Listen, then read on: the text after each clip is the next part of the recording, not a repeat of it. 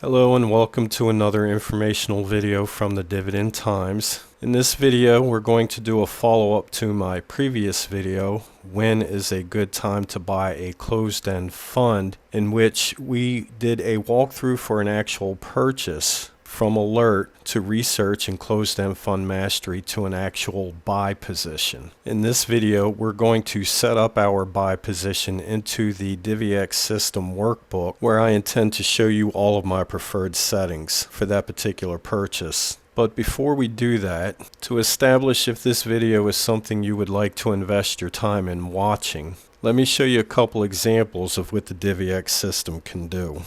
To illustrate the power of the Divi-X system, we're going to take a look at 4 different investments. The first of which is going to show a 20-year history of a fund that has lost over 65% of its market value, and likewise through a series of distribution cuts over the same period has reduced its yield on cost by over 60%. Next, we're going to take a look at a fund that could illustrate the possible dangers of using the Divi-X system when taking on a new position going into a crash. And then at the same time, I'm going to show you that while holding steady going into the next crash isn't nearly as bad. In the next example, taking a break from our gloom and doom scenarios, we're going to show you how prosperous the Divi-X system can be when actually holding a quality high yield fund.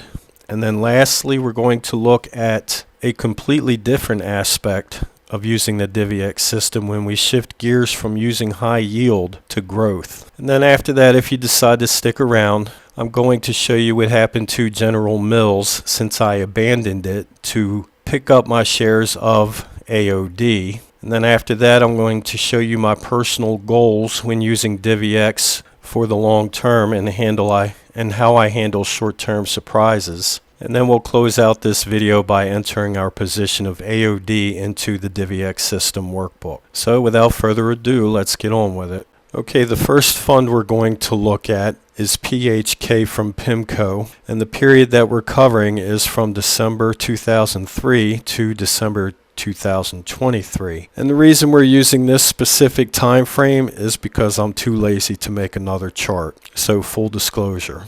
During the same time period, you can see that when the position was taken out, it had a yield of 10.11%, and over the same time frame, that yield through a series of distribution cuts has reduced to 3.98%, a decrease in yield on cost from purchase of over 60%.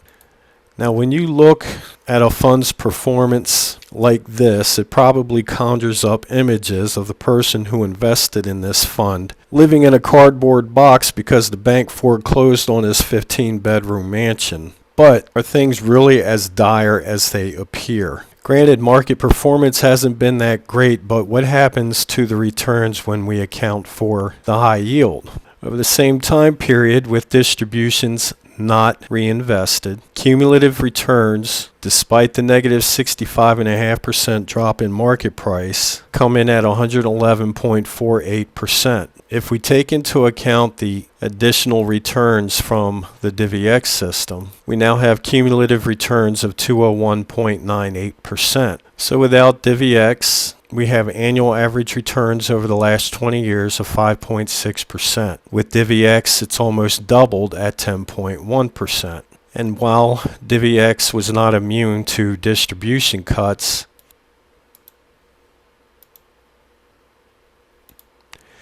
you can see that Divi-X yields factored much better than without for the same period, with an initial yield on cost of 13.23%, finishing the 20-year time frame out at 8.04% compared to the 3.98% had you not used Divi-X. Next on the list, we have the fund GOF. This particular fund does not have a 20-year track history behind it, but we do have all data up to November 27th since its inception back in 2007, which is about a 17-year history. And while not quite as bad as the fund PHK, you can see again that the market price has declined over 13% with the addition of distributions alone, not reinvested. the fund has posted an annual average of 10.9%, and with Divi-X, the returns are 18.2% for an annual average. For the fund's yield, here we are in the year 2024, and you can see that the fund's yield on cost rate now, since inception, is now 12.05%, but the Divi-X yield is 21.18%. Now these Divi-X projections, represented by the purple bar, they're considerably off because this particular fee is geared more towards growth investments than high yield. Now going back to the percentage return, we have established that GOF has posted better returns than PHK. However, now we are represented with a different scenario. Shortly after GOF's inception back in 2007, it was almost immediately plagued by the great financial crisis in 2008. That led to a 32.5% decline in market performance, with distributions included. Had you taken that position using Divi-X, your declines would have resulted in nearly 69%, which is more than double than had you just used all cash. However, had you held steady, going into the crash of 2020, the hit would have still been significant, but you would have still outperformed all cash by nearly 80%. And here we are as of November 24, with Divi-X leading all cash by around 124%. So tip number one, using the Divi-X system with high yield.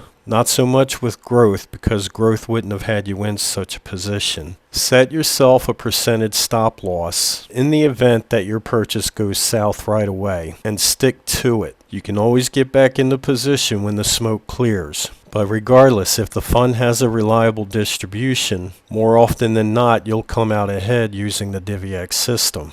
Okay, so far we've checked out a couple of lackluster funds, but what happens if we sprinkled a little more quality into the mix? How do we do that? It's funny you should ask. The Closed-End Fund Mastery Super Screener and Interactive Report ranks and scores 326 of the highest yielding closed-end funds trading today. Its three primary goals in this order are distribution sustainability, capital appreciation, and being well positioned for distribution increases and special distributions. When you subscribe, you will receive 52 weekly reports with the links sent directly to your inbox for less than $50 a year. Information on how to receive 4 free reports is listed in the description below. And now back to the show.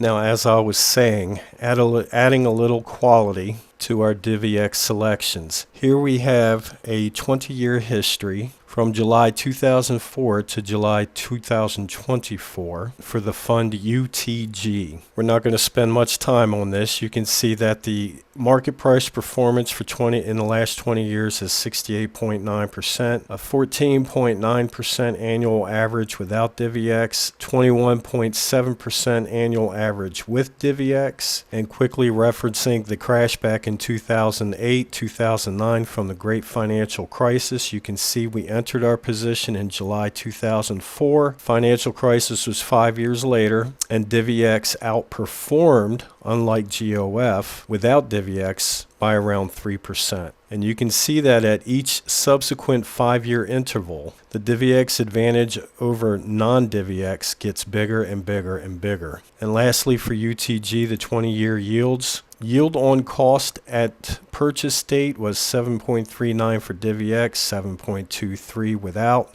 After the 20-year period, Divi-X had a 7% yield advantage over without. Next, we're looking at the 20-year history for the fund MCI. Same time period, July 2004 to July 2024. Here, 5 years later into the financial crisis, Divi-X held over a 20% performance advantage over without. And after 20 years, Divi-X had a yield of annual average percentage gain of 21% compared to 12.7% for without. And for the yields at purchase, 9.11 without, 11.19 with. After 20 years, 12.15 without, 20.87 with. Okay, up to this point, we've been focusing our examples on high yield. For this last example, we're going to shift our gears a little bit and look at the growth aspect of investing using Divi-X. This is an actual example taken from my book,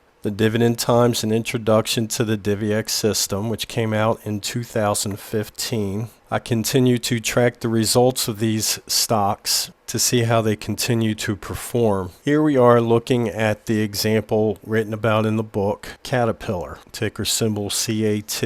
Here we are nearly 15 years into this investment, and you can see that Divi-X has been performing extremely well compared to without. As of November 30th, 2024, total cumulative returns for Caterpillar using Divi-X are 1,862% compared to without at 1,256%. Annual average of 83.8 without, 124.2 with. And these 20-year charts don't do the returns justice because it looks like they barely moved. But if we go back to the 5-year mark, you can see that Caterpillar, with the help of Divi-X, was averaging 72.5% annually compared to 50.4% without, a 22+% advantage with Divi-X. And for the yields, here we are in the year 2024. The yield on cost right now without would be 15.45%, with Divi-X 23.16%. Yield on cost when the position was initiated was only 3.75% for Divi-X, and it looks like 4.99% without. And you can see as time progressed, by 2013 in year 4,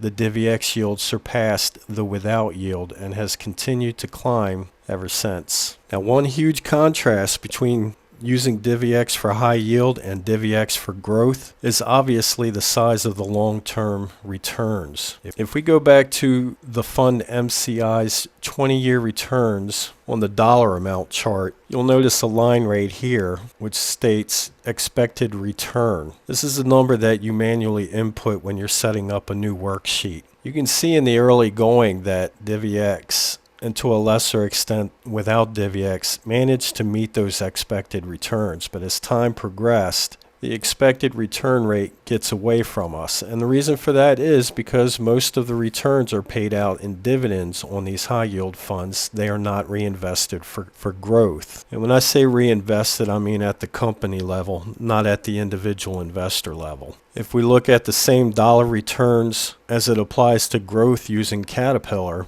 you can see just the opposite is true, where the return rates are leaving the expected return rate in the dust. And since we're here, let's take a quick look at the dollar returns. Here you can see this is your break-even line. If you had invested $2,245 in 100 shares of Caterpillar in July 2009, without Divi-X, you would have $30,450.61 in return. You would have $44,060.86 in returns using Divi-X. That's quite a difference, wouldn't you say? Okay, this next segment we're going to get through real quick. This is basically just a follow-up to the lesson that I provided in the last video about becoming a better investor. So I thought we'd take a quick look at my two trades, the sale of General Mills to buy the fund AOD, and see how they're doing right now. Okay, if we zoom in on our purchase of AOD, you can see I now have 400 shares, which is 200 more than the purchase that I demonstrated the other day. You can see on November 4th, there's my entry point. At one point, it did briefly pull back behind my entry point and is now currently slightly ahead. But that's not what I really want you to see. If we go to the General Mills sale, zoom in here, you can see November 4th when I made the sale and what happened to General Mills 2 days later. Now, I didn't bring you here to showcase my intuitive superpower. What I really wanted you to see is where General Mills pulled back to. If you look at the white horizontal line, you see all the touch points to the left, previous support. You see that? And then you see what happened after it bounced off support. Had I stayed in, it would have still been a paper loss because it's not up to the point where I exited, but this would have been a nice little swing right here. Now these pullbacks to support, they are not successful 100% of the time, but you'll be surprised at how often it is. Okay, now I'm going to share my personal investing strategy when investing in high yield using the Divi-X system. Number one, we've already discussed when we went over our GOF example, is setting a loss limit and sticking to it. And I mean early in the trade life, not later, which I'll explain in a little bit. Oh, also, if you intend to or you're thinking of using the Divi-X system, you might want to find a way to bookmark this position in the video or write these down, because these tips are golden. Next strategy is, my goal is long term, and as I've demonstrated earlier, the longer you hold, the better the returns, and also better the yields. When I place a buy, it is my hope to hold it for a lot of years. It's the only way you're going to get the 20 to 25% yields. And this is why I say set your loss limit early in the trade, because the longer in the trade, one, crashes later in a trade, still has an adverse effect on your returns, but you have less capital at risk. Number three, and we discussed this in my last video about becoming a better investor, I try not to overpay for a position, so I hope to find position entries at pullbacks to support. Number four, I stagger my trades. They say the money is made when you buy, not when you sell. Wait for the pullbacks to previous support. Just because you have money to invest, it doesn't mean you should. Wait for the opportunities to come to you. If you look here in column X, these are purchase dates of recent positions. And you can see I made a purchase of FDUS in February of 2024, but it wasn't until August of 2024 before I made my next purchase. Now, if you have to absolutely, positively have that money invested, then maybe invest it in something as a placeholder until opportunities arise. And lastly, if a position shoots up 20+% in a month or gets way ahead of my projected goal for a position, I take profit. Doing this pads my portfolio against a market crash. Here's a trade history of mine of the fund PHK, and I actually made these purchases the day after I posted my GOF versus PDI video that featured PHK. Doing that video showed me PHK was actually a good buy opportunity at the time. And you can see here I made a purchase on October 12th. It pulled back. I made another purchase on October 25th and then again on November 13th. And then I wound up selling the whole position on December 15th at 4.87 cents a share. Now these are the actual purchases that I made. And in column Y, these are the returns without Divi-X for those positions. And in column Z, these are the returns of those positions using Divi-X. This all happened in 1 month. You can see I made 33.45% on the first buy, 42 3/4 on the second, and 40.3 on the third. Over a month later, the fund pulled back to 475, and I purchased all those shares back again. And those returns currently sit at 17.64 without and 23.69 with. And here we have the yields, 12.13% without and 12.4% with Divi-X. Now here it says I made the purchase on September 12th. I actually made the purchase on October 12th. And when we fill in our worksheet for the AOD position, I'm going to explain why this is the way it is. Okay, now briefly, let me explain how the concept of the Divi-X system works. Essentially, what you'll be doing is you will be taking the cash flow from future distributions to finance additional shares. Doing so gives you the benefit of added appreciation from having more shares and increased earnings from distributions from those extra shares. Now, essentially what we'll be doing with this workbook is engineering our buy position so that it produces the most desirable outcome to us. But before we go into the magic of Divi-X, let's just first go ahead and enter the basic stock data for our AOD purchase. Over here on the left, you have the ticker symbol AOD. our purchase price, our purchase date. Now remember when I showed you the results for my PHK purchase, it was dated a month earlier than the actual purchase date, and I did the same thing here. And the reason for that is because I'm working on an export feature for Divi-X that will consolidate all of your workbooks into one worksheet and give you real-time portfolio updates. Anyway, this export feature updates each individual workbook on the first of every month. So when you enter a purchase date, for example, 10/4/24, the first export data set will be for November 1st, 2024. But because AOD pays dividends monthly, and because we purchase these shares so early in the month before the declaration day, that makes us eligible for this month's dividends. So we want this month's dividends counted towards our total returns. And the way to bypass that feature is to enter a purchase date 1 month prior,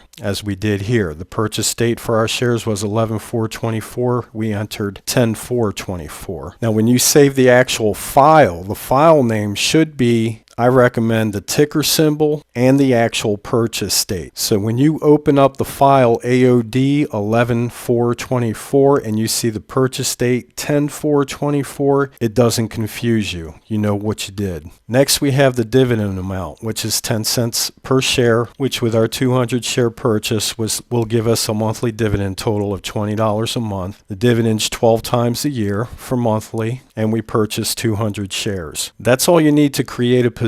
What we're going to do next is project our possible hopeful outcome for our investment over a minimum of a 5-year period. These next 3 variables are going to have a tremendous influence on the outcome of your investment, so you're going to want to choose wisely. The first variable is the payment percentage. The payment percentage is determined by the remaining outstanding balance of the loan associated with this investment. As the loan continues to get paid down, just like a credit card, the minimum monthly payment towards the loan will go down, but adversely, your net monthly income will go up. In my book, The Dividend Times, An Introduction to the Divi-X System, this was the default setting, and it was based under the assumption that investors would want to net some cash in their pocket after each distribution was received. And modifying the payment percentage amount would increase or decrease the monthly payment towards your outstanding loan. In the table below here, we have 17 different options to choose from. Column H is the minimum payment, which is reflected here, and all of these columns behind it are based on whatever you put in the payment percent field up here. Now if you choose any other payment option other than the payment percent, which we'll go over later, it's going to negate all of this information right here, but not the information right here. The next field we're concerned with is the margin rate. This is what your broker charges you for outstanding margin. And yes, you are seeing that number correctly. The margin rate for this purchase is 13.07%. This is on an account held with Schwab. It's a small retail account, and because of the small margin balance outstanding, they charge a ridiculously high amount of interest. This number will affect the amount of shares that you can purchase on margin. The higher the interest rate, the less the number of shares, and vice versa. However, I think the important lesson here is that regardless of the interest rate, the Divi-X system is still a viable option. Here are the current returns for the high-yield Divi-X portfolio that I update every week in my free newsletter. Every single position in this portfolio is being charged 13.07% margin interest. And you can see the rate of return that I have so far since inception, July 19th, 2023. Nearly 55% to S&P's 34% and the all-cash position of 32.27%. So while lower interest rates would be preferable, higher rates are not exclusionary. Next is the return rate. You can enter this. It can be any number you wish. If you recall in our examples, that was this little line right here. This is a compounded 9% rate of return, so the rate of return is going to increase every year. But again, when you're investing in high yield, it's unlikely that you'll achieve this level. Following that is the multiplier start. This number here begins our increments over here. If you change it to 25, boom, 25. This number right here is the multiplier step. It's the increment in between choices. You can make this anything you want. 25, 26. See that? The multiplier pick is the number that you ultimately settle upon. And in this example, I chose 50. Now, when we take into account our payment percentage, the margin rate, and the dividend yield, putting our multiplier at a 50 would require our 200 share purchase to have $741.70 out of pocket. The remaining amount of $1,000 would be our leveraged amount for a total of $1,741.70. This would finance 114.83 shares of your 200 share purchase, more than half of your position. And if you're wondering where I get the 50, that's your dividend multiplied 50 times. 50 times $20 is $1,000. Now again, if you're going to stick to the payment percent option, you can peruse this table if you hope to net some cash after the margin payments made. You can see the net div cash over here, and choose the appropriate setting. Now, using a dividend multiplier of 50 on this particular purchase is going to have us levered at 57.42%. That's a little bit higher than what I'm normally comfortable with. However, there aren't a lot of positions that I have that initially pays 13.78%. And because I stagger my investments, my other positions have made progress in paying down their loans. So I feel a little bit more comfortable taking on a little extra risk with this position. Now, some other features that I've added on this page is the rule of 72. Rule of 72 is you take the dividend divided by 72, and that's how long it takes for you to double your money. Based on the current yield of 13.78%, it's going to take 5.23 years. Based on our estimates, it's only going to take 2.01 years. And how long it actually takes is to be determined. Another feature is the 20-year yield chart. You've already seen this. This is just condensed so it'll fit on this page. I know it's a little bit hard to see, but you can make out what's important, and that's basically the trajectory of your yield using Divi-X. You can see the purple, which is the actual yield at 13.78. With no increases, that would stay the same. But with Divi-X, the yield climbs every year until the loan is paid off. And based on current projections, if there is no dividend cut, this loan will be paid in full in the year 2031, and it will have a dividend yield on cost of 32.34% compared to the 13.78%. Another feature is future projections with and without Divi-X. These numbers are showcased down in the chart right here, and the first year's dividends compared to the first year's interest paid out. Oh, one more thing. These projections are based on growth stocks. So when you're using it for a high yield fund, they're not going to come in as high as this. They might, but it's not likely. And lastly, if you opt not to use the payment percent feature, we have 3 other payment options you can choose from. All divs, which is my preference because it pays the loan off quicker. Then you get the benefit of higher yields quicker, longer. There's the fixed payment option. This takes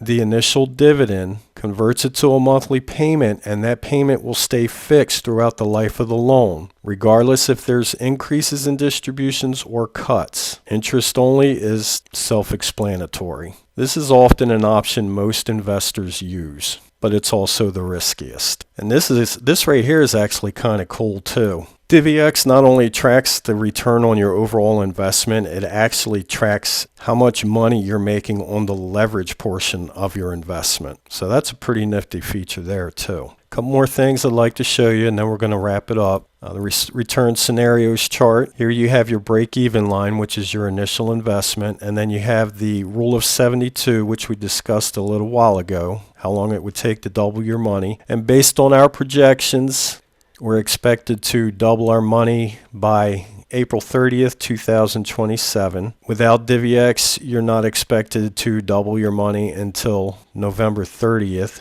2028. Over a full year later. And here's our 20-year yield expectations. You can see here where the green bar, the Divi-X yield plateaus. That's when our loan's going to be paid off in 2031.